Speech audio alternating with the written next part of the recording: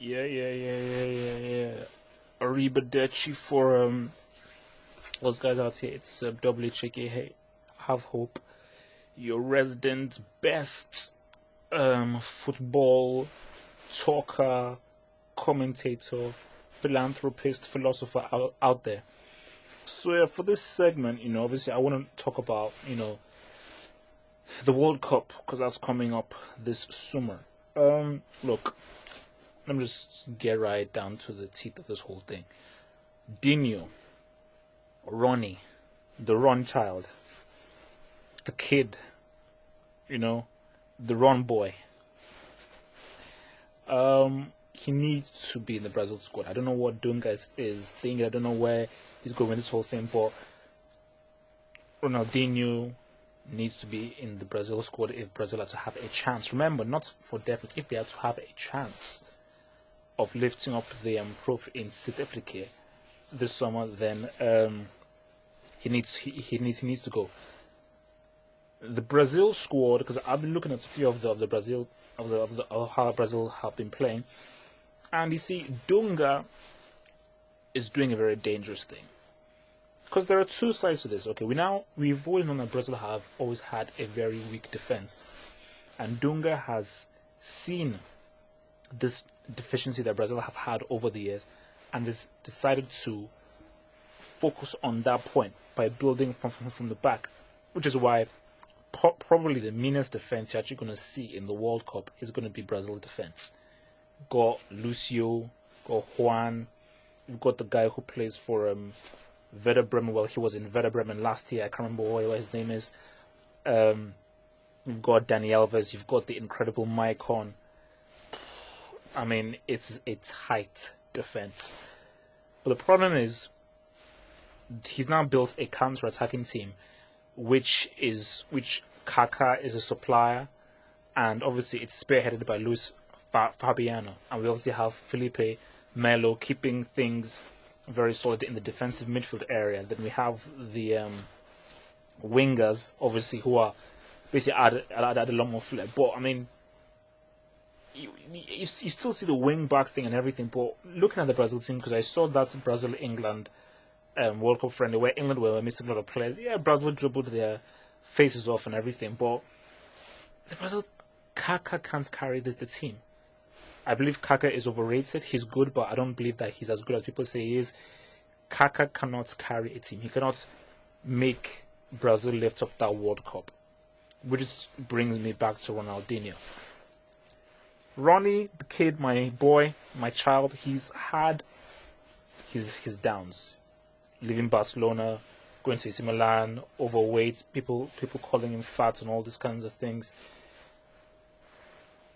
But Ronnie, look man, I've always believed in Ronnie because I think Ronnie, obviously, the best players in the world, obviously you've got your Maradonas, you've got your Kochas, you've got your Peles, you've got your Zidans, but personally one of my favorite players ever, one of them is Dino. Because this guy has done some things that I've never seen before in my life. And I might never see. Like some of the stuff that he's done in a match. Forget what he can just do for you normally. But what this guy has done in a match. Crazy. So, which is why I say Dino, he needs to be in this squad because he has now finally picked up his form. He's been scoring some goals for AC Milan. He's been playing well, and he's smiling again.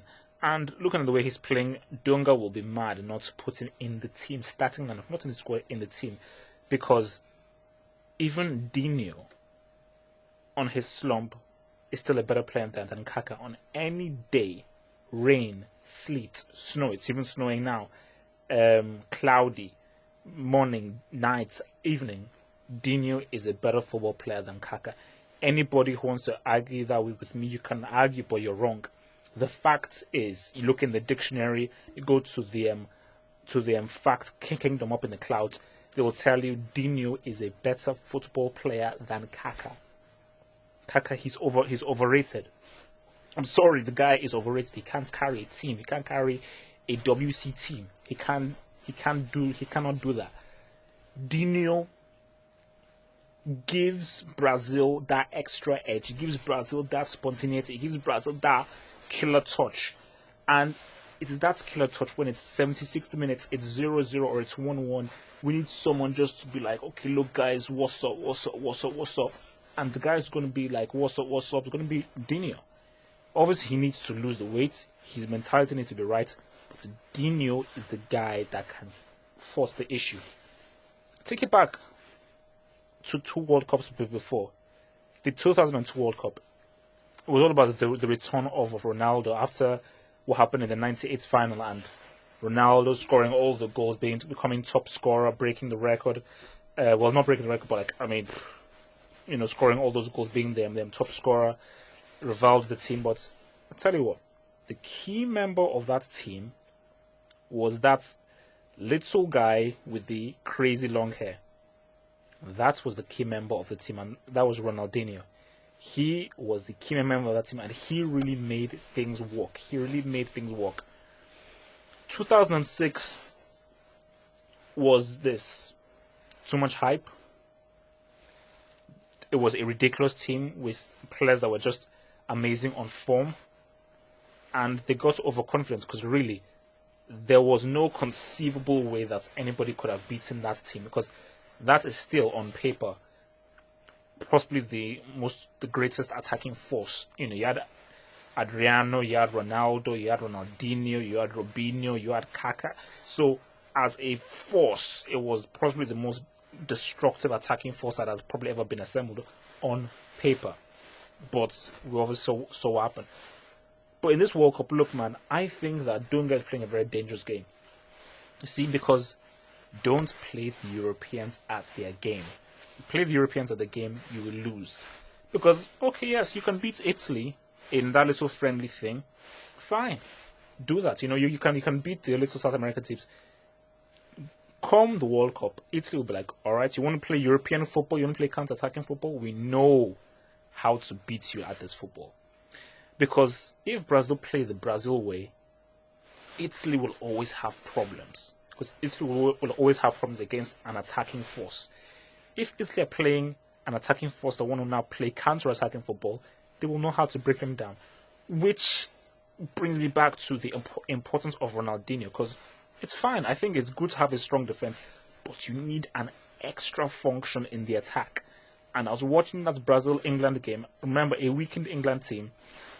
Kaka, he didn't really do that much crazy stuff that made me say, yo, what's up, But I look back at, I think it was a few months when Brazil played against Italy.